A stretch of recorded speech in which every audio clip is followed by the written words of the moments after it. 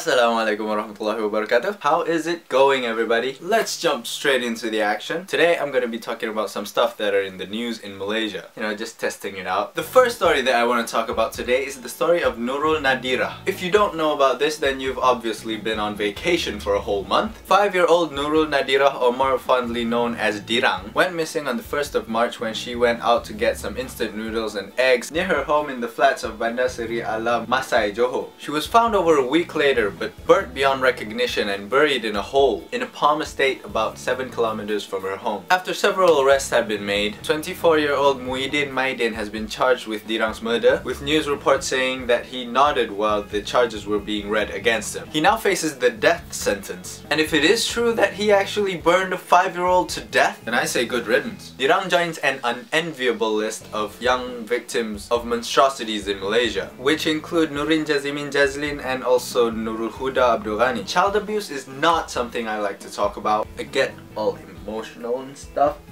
but it needs to be brought to light that the streets of Malaysia are not that safe anymore. Long gone are the days when a kid could go out to a grocery store to get some snacks for him or herself. And sure, these cases aren't really that common, but with monsters who burn kids alive out there somewhere, I'm not someone who'd like to take my chances, especially if it were my kid or my little sister. But having said that, I'm not saying that only family members should watch each other's backs. Even if you see an atrocity being done against a stranger, like something really bad happening right in front of you, don't turn a blind eye and say, "Whoosh, we shouldn't take care of sights of other people's clothes." So main point is, it's our responsibility as fellow Malaysians and as fellow human beings to watch each other's backs and fight crime and injustice wherever and to whoever it may happen to. Moving on to the second story, which is also the last story. A 39-year-old man by the name of Abdul Rahim Ali has been dealt the death penalty for getting caught dealing 500 grams of marijuana 3 years ago in Kulai Jaya, Johor. He has a wife and kids who were all present at the court hearing, his wife fainting upon hearing the news. Now when I heard about the story, I gotta be honest with you, I was sickened.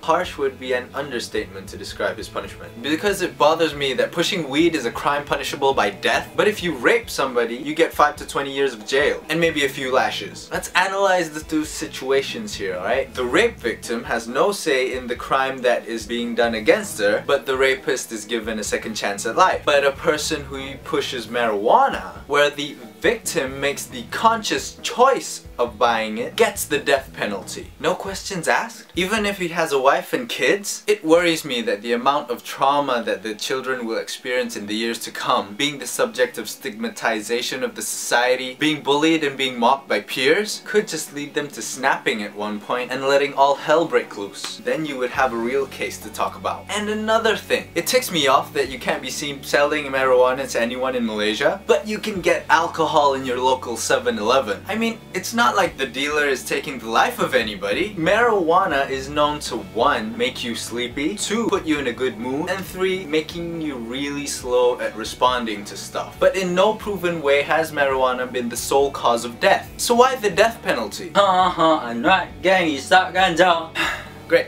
Jump straight to conclusions. I'm not saying in any way that it should be made legal. It's a drug, so it cannot be legal if the distribution is for the purposes of misuse. I am of the firm belief that drugs should not be made available for substance abuse, no matter what drug it is. Having said that, I cannot understand why some substances are legal. Take alcohol, for example. Its side effects range from nausea to alcohol poisoning, which could lead to death. Prolonged intake could lead to liver failure, makes you turn violent, and is one of the main causes of domestic violence. And the list goes on. Cigarettes are another example. Proven to cause lung cancer, strokes, and a whole lot of other health issues. They are literally death sticks. But those you can buy at a grocery store. But marijuana? You get hanged for buying. It sickens me that this is a fact not only in our country but also the world over. So main point, the world be cray cray. The reason I want to talk about the first thing is so that we could take care of each other as Malaysians by being more aware of these things. And the reason I talked about the second thing is because I wanted to question what is written as justice. Is it really justice? And that's all I wanted to talk about today. And I reiterate that these are only my opinions on these matters, not to be taken too seriously. Agree with me? Disagree with me? Say so in the comments below. Check out my other videos over there. And I'll see y'all next time. Assalamualaikum warahmatullahi wabarakatuh. warahmatullahi wabarakatuh, and may peace be upon you. Went missing on the 1st of March when she went out to get some noodles and some instant eggs. Noodles and some instant eggs? Wow, what are those?